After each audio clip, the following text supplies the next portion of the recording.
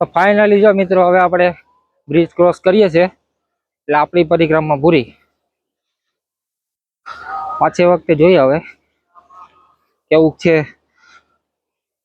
Time રહેશે અને જો ભગવાનની દયા હશે તો ચોક્કસ આવશું પાછી પરિક્રમા કરવા. જુઓ તમે આ બ્રિજ છે, તો આ રીતે માનતા પૂરી કરે છે.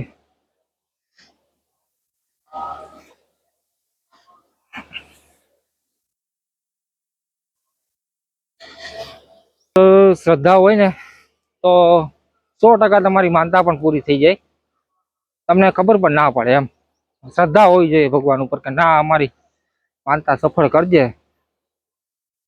લોકો પણ કેવી કેવી માનતા રાખે, તો સૂતે જવાની. હવે આપણે હાલીને થાકી જાય તો એ લોકો કેમ એવડી કષ્ટ દુઃખમાં કેવું કષ્ટ ભોગવે એમ.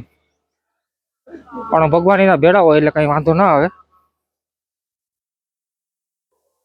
ચાલો ફાઇનલી હજુ હવે આપણે ક્રોસ કરી લીધું છે.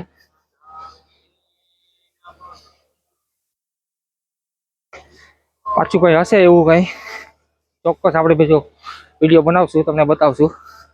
ત્યાં સુધી જય નર્મદા મૈયા.